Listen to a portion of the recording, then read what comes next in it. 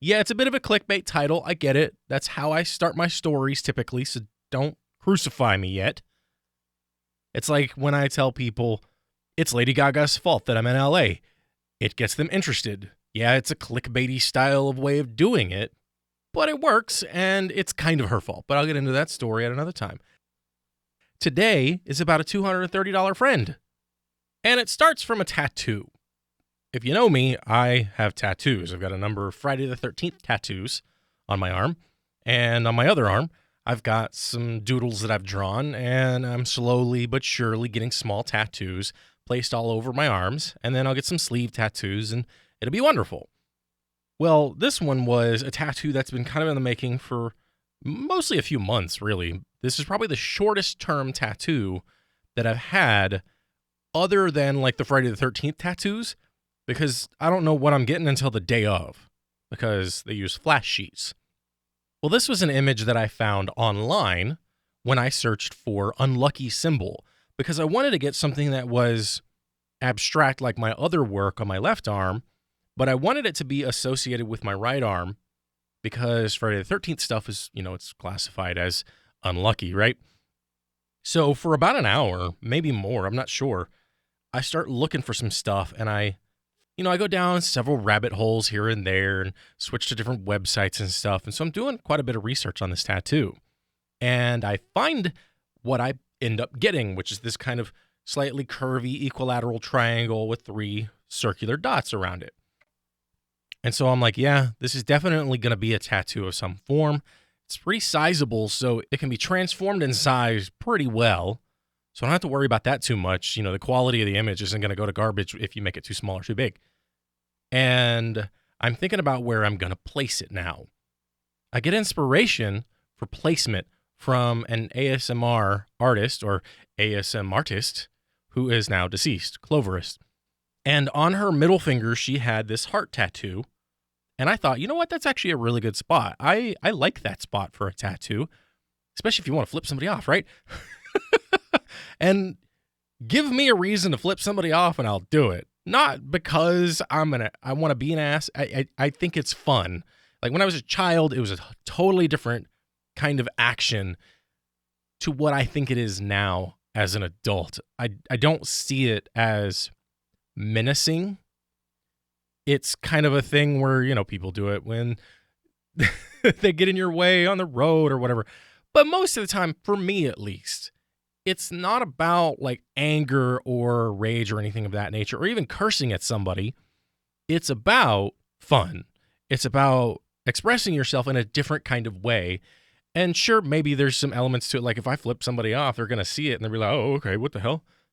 So I have a tattoo and I have a placement, but I don't have money. So I got to wait. And then I wait a couple of months. The tax return comes in. And, like everybody else who's poor, I'm going to spend the money on something. But, I already had this in my mind that I was going to spend this kind of money once I had extra money. I've got like some money saved up in the bank, and then, I've got this. So it's fitting my budget, even though I know that, yes, I could save it and not spend any money on it whatsoever. But, if you don't spend any money and you don't do anything in life, you just sit in your home and do nothing like I do 95% of the time. And because it came recently, I was like, you know what? All right, let's just do this. Let's take care of this. I don't know how much it's going to cost. I didn't even ask the shop. I was thinking it was because they had like a $60 or maybe $80 minimum. So I was like, okay, I'll bring $120 with me. That should take care of it. I hit up the shop on their website, and they've got, an appointment maker thing like so many other websites do. Put in my appointment, and it's mostly just an email to them. I could probably just email them directly if I wanted to. I just forgot about that, even though I go there pretty regularly. And, ask, hey, can I get a 630? Is that cool? I'm going to get a finger tattoo. And they hit me back probably within like 30 minutes and say, yeah, 630 is great. Come on in. What I didn't get, though, was the cost of the tattoo. And I should have asked. So if you're ever going to get a tattoo and you're going to set up an appointment, make sure you have, A, an idea of how big it's going to be, and B, make sure you ask. And on a finger tattoo, they should have let me know. I mean, again, it's not a huge deal. I just wish I had known exactly what the cost was. So like I said, I got the $120 thinking I had enough. I had made the appointment pretty much the night before on Friday, this past Friday on the 28th. Call up an Uber. It's like an hour and a half, maybe hour 15 minutes before the appointment. It shouldn't take more than like 40 minutes to get there. And I call up an Uber, and I'm thinking, you know what, I get an Uber Comfort because I'm trying to treat myself today. Why not spend, $30, $35 getting there? No big deal. I get my Uber, super quiet dude. A lot of people like that. I'm less okay with somebody who's quiet, especially over a long haul like that. Because again, 40 minutes of nothing for me is kind of boring. Well, this dude takes all the wrong routes. He turns left at uncontrolled intersections. At one point, even though like maybe down the street there was a bit of traffic, there wasn't anything at the moment. And this was a main thoroughfare, by the way. He turns left onto a side street that was backed up to the street where we're in. And so the whole thing took almost an hour. Now, yes, there's traffic. It's LA. I get it. It's a Friday night. Everybody's getting off work. They want to go party and all that stuff. I understand that. What I don't understand is the route he took. Because if you look at the map, it's almost a straight shot. Like it's about as straight as you could possibly get. But it's so wrong driving. Like it doesn't make any sense for a logical person to be turning left across traffic so many times just to get sort of a straight line shot. To me, after and I was thinking it was still only going to be like $30. So I wasn't like upset or anything. It was kind of frustrating that it was taking as long as it was. And then I see in the Uber app that it's like $52. So it's like an extra $20, 20 some odd dollars for all of these things. And it was a surge cost, which again, I understand that happens, but that's why it was so expensive at the time that I made the purchase, with the expectation that yes, I was going to pay a little bit more, and it had like a range thing to it because they don't do a guaranteed price anymore for whatever damn reason, which is really frustrating on its own. So at this point, I'm already out like $50. I'm not happy at all. And I'm in the tattoo shop. I'm talking to the owner and, talking to the artists who are there, trying to figure out who I'm going to get to tattoo me up. One of the artists who I usually get, he's busy with somebody doing like a crazy cover up elbow like thing. It's crazy. It looks awesome. They want to keep like some of the old colors, some of the shapes, but they're covering up most of it. Like what I saw was just the beginning, but it looks like it's going to be really cool. And that's one of the reasons why I love this craft as it is, because you can go about things in so many different ways that aren't necessarily intuitive. We're getting the paperwork ready to go to get the tattoo. I show him the image. I got to get that because for some reason when I sent it to him originally, he didn't seem to have the link for it later. I don't understand why that happened. So I had to resend that back to him, and I don't understand why that was taking so long. Then he finally got that. He was able to kind of like shrink it down. We were able to get an idea of how big it was on my finger. The artist that I was going to work with, I hadn't worked with before, so we start talking. I start at one point, once he's done with the other client, we start BSing a little bit more here and there, start talking about this and that and the other. And, conversation's flowing great, which I love. I love a good, flowy, interactive conversation. And this is a dude who, for all intents and purposes, is new to me. I've literally only seen him, I think, once before. And that was the previous Friday the 13th. And again, that was really just a short, brief kind of conversation. Nothing really came from that. I got my work done from the other artist and ended up leaving for the day.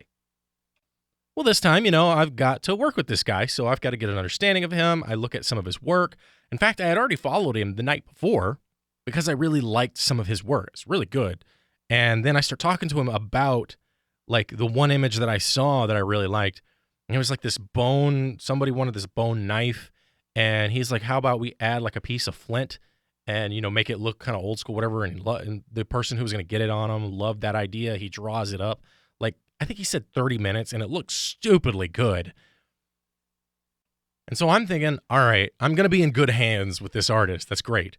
We try to get the image over to him because, they've got he wants to resize it, kind of do it his own thing. So he uses an iPad and he uses Procreate in order to make adjustments or whatever that he wants to do so that he can then get it sent over to the printer that prints out the stencils, because the stencils have to go onto your skin to show you exactly where it's at. Most of the time, they're not going to just do it freehand.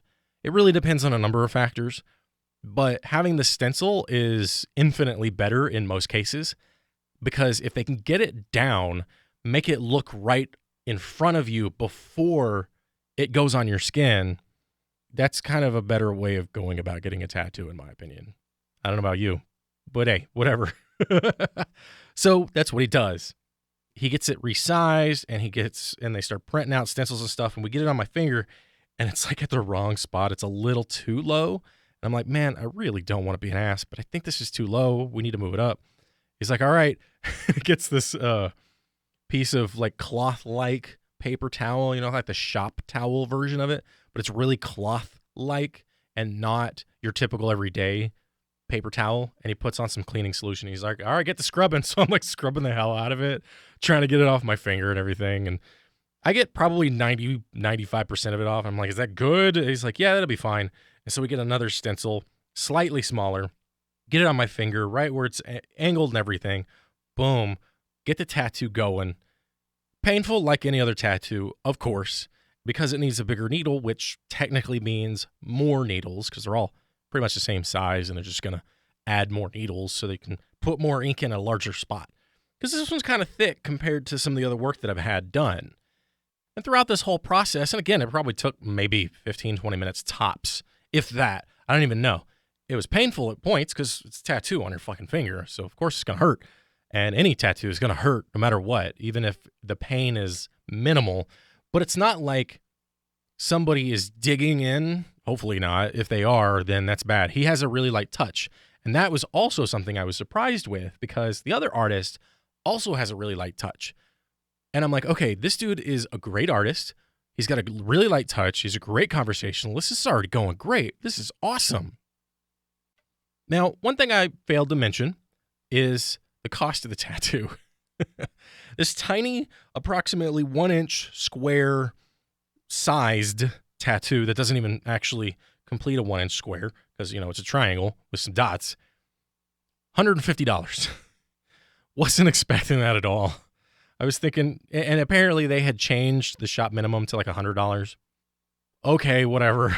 But it's got 2 touch-ups that are free because it's on a hand, on a finger. So I'm like, okay, I get that. That makes sense. The chances are I'm going to have to come back and get some more ink put in the finger because it's on your finger. It's going to be exposed to UV radiation, which helps break down the ink. And then it's also on your fucking finger, which moves around, and it's an open wound on your finger. So at least for the first week or so. So yeah, that makes sense that I might lose some ink. And even then, even after it heals, the healing time really takes several months overall. It doesn't happen overnight, and it definitely doesn't happen in only a week or two. So we're done with the tattoo.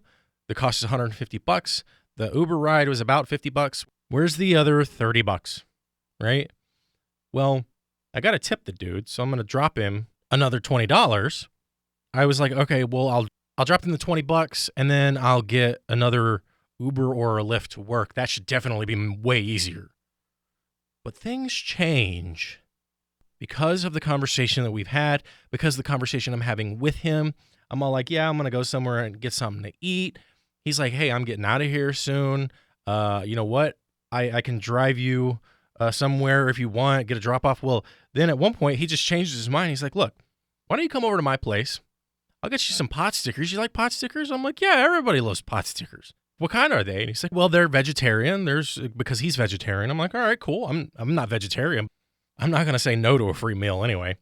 I mean, they say there's no such thing as a free meal, but nevertheless. And then at one point he was even talking about his cats as we were on the way to his place. He needed to stop off by Ralph's to get some, I think it was cat food. Yeah, it was like canned cat food that he has, like a specific kind that he likes. I'm like, dude, you have cats? He's like, what? Are you allergic? Like, no, I love cats. I haven't had time with cats in forever. I need cats in my life. And so, we head over to his place, and he's got these 2 really lovely cats. One like super, super friendly, just all over you. Like I could stick my hand out and he would pretty much eat out of my hand.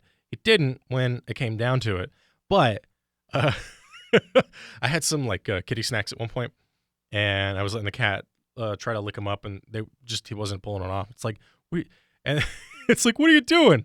And then he was telling me that, his wife, whenever she puts the snacks out, she drops a couple on the floor. And I'm like, oh, okay, I guess. I just wanted to see if it actually eat it out of my hand, which it kind of started doing.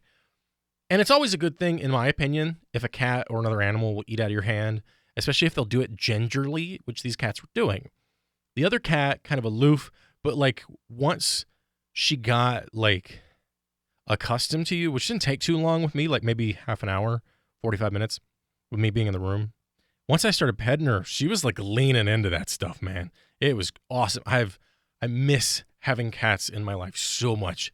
And so like he and I are having conversations not only about the cats, but about all kinds of crap, because me being ADD, I have tons of experience from life experience to B, from switching topics to anything in between. And so it ends up getting to the point where I had been there. I think I got done with my tattoo close to like 8, even though it doesn't really take that long. It was like the setup and kind of a delay here and there, but I wasn't in a hurry, and there wasn't a line or anything, because usually there's not a line when it comes to stuff like that. It's only on days like Friday the 13th that there's a line. And so we've been talking for a long time. I was talking about his wife, talking about his life. He's got, at one point, he had, I don't remember exactly what got me on the topic, but there was a knife of some kind that was available. And so he starts digging in this drawer in his kitchen, and he's got like this global knife, like the global knife that everybody talks about and shows. And if you happen to watch Adam Ragusa on YouTube, totally has that knife. It's like $100 knife. And he's got this drawer just full of knives. And at one point I'm like, dude, all of my possessions probably cost less than what's in that knife drawer. And I'm just like, fuck, I need more money in my life just so I can have some basic decent shit. And also get more tattoos, of course. So I'm not done with spending $230 at this point. I'm essentially at $220. I'm rounding at this point. It's probably a little bit more than that or a little less. I could look it up. I don't care.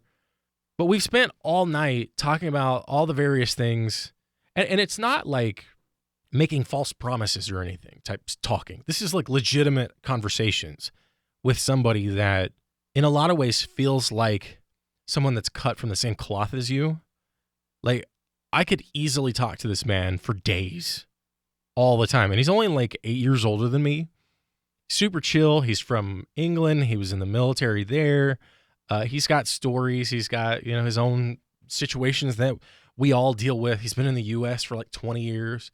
It's like there's so much to him as a person that, and I think this is important, that he's willing to talk about. What I've found, at least when it comes to most people, for me, the people who end up being my friends, and especially my best friends, are the ones who will talk. The ones that will talk about anything, especially the things that aren't typical in what you might classify as polite conversation. Because that's how we get along with each other in life. We all suffer through this life in so many different ways, and the way that we're able to connect with one another really matters. And so I know that I've had a hard time connecting with a lot of people in my life because I've had a lot of trauma of varying degrees from small to large. And so it makes it hard to be able to connect with people because I don't want to be the bummer. I don't want to be the guy who brings down the room. But when I can find somebody who understands what I'm talking about, and not necessarily because they've experienced it, but because they can empathize, and then they're able to talk about their own life in another way that's relatable, that says, hey, I understand. You're a human. I'm a human. We've gone through some shit. We can talk about whatever. But at the same time, hey, let's also, I'm making this group where we're going to watch crappy 80s horror films. And I'm like, can we talk through it? And he's like, yes, the whole point. I'm like, I'm in. I don't even need to care about what movies it is. I'm in on that shit. And so the final $10 was me calling a Lyft from his house to work because I had to go to work that night. And throughout the whole process, obviously, it cost me a good $230 to do the whole thing. But I think I gained a friend, and not just any kind of friend, but a good friend. I want to already start talking to him now, but he's in New York with his wife doing their thing, whatever they're doing right now. I'm giving him some time to do his thing. I'm excited to be able to start up again and see where this potential friendship goes. And I'm actually kind of excited for the first time in a long time. I hope that continues. And, honestly, I hope you also get to experience something similar. It's a great feeling, and I wasn't expecting it at all. In fact, I wasn't expecting anything good to ever happen to me, especially with people. And now I've got hope of a friend who might know other people, and that might get me somewhere out there and get me out there and maybe meet more people, maybe meet a woman, and we fall in love, and who the hell knows? I don't know. But that's the thing, though. It gives me hope for the future, when for so long, I haven't had any hope. And it only cost me $230.